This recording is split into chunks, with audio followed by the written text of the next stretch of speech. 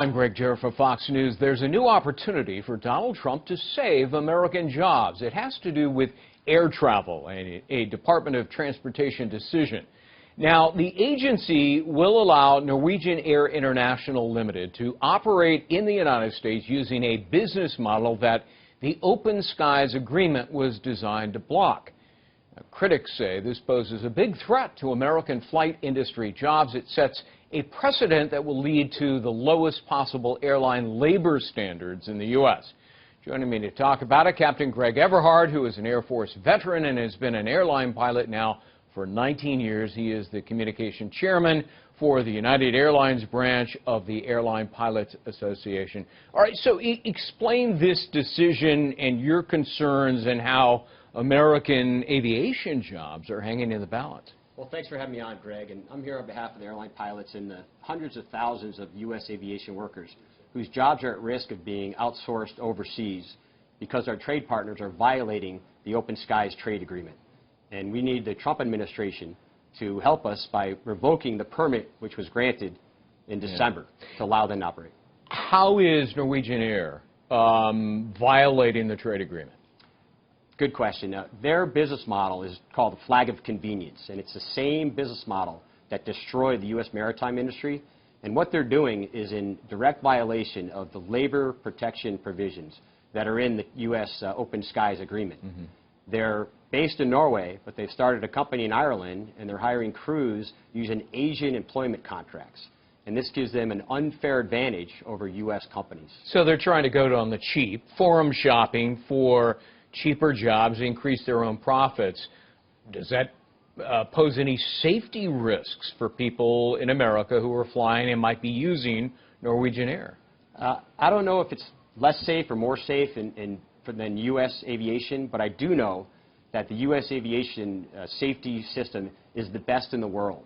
We have the safest pilots, the safest system, and we work every day to improve our safety record, which has been outstanding. Yeah. What can President Trump do?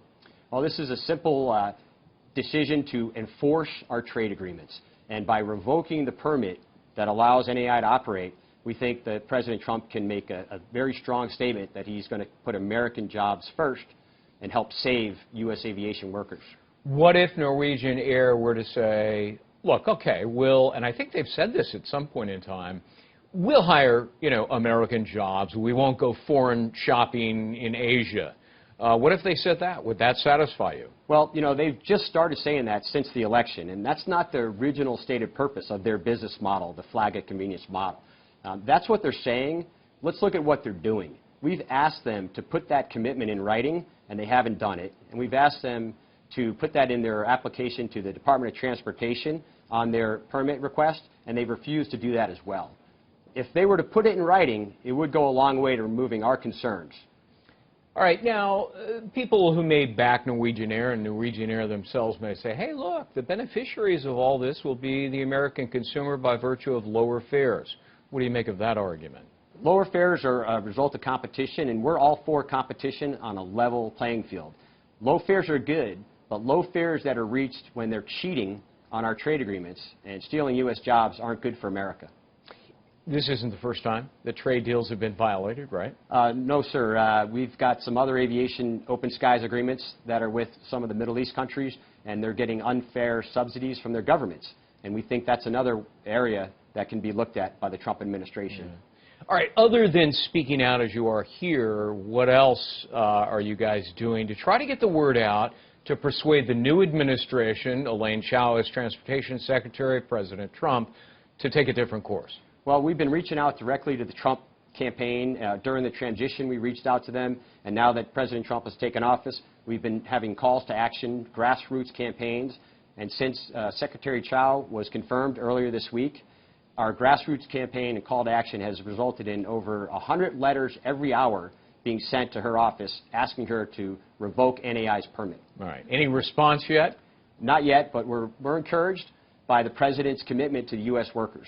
And I can think of no better way for President Trump to make good on his most celebrated campaign promise than to deny NAI and revoke their permit to help save U.S. jobs. I mean, it seems like such an obvious and easy fix, doesn't it? Well, it's simple for the Trump administration to revoke that permit until NAI decides to play by the rules and follow our trade agreement. All right. And in going back to the alternative, get a promise. You'd want it in writing from NAI that we will put American jobs first and foremost?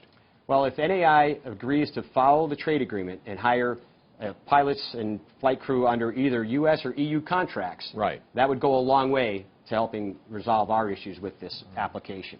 Captain But Greg, it's all about saving U.S. jobs, yeah, and ensuring that the American workers and American families actually come first in this trade agreement. Do you know how many American jobs we're talking about? 150,000 roughly right now, really? U.S. aviation workers, and we've provided about 5% of the GDP last year with that many workers. And these aviation jobs are in what kind of categories? Pilots, flight attendants, air crew, and then you also have ground support personnel. The unfair competition puts the U.S. Airline companies at risk. All right. Well, the president said he wants to get rid of bad trade deals. From your vantage point, this is a bad one. And he wants to save American jobs, promote America first. You may have an audience there in the White House these days. Well, we hope so, and we hope that the Trump administration absolutely steps up and helps us protect these American jobs. Captain Greg Everhard, thanks very much for being here. It was a pleasure speaking to you. Best of luck on this. Thank you, Greg. All right. That's going to do it for us. I'm Gregg Jarrett for Fox News.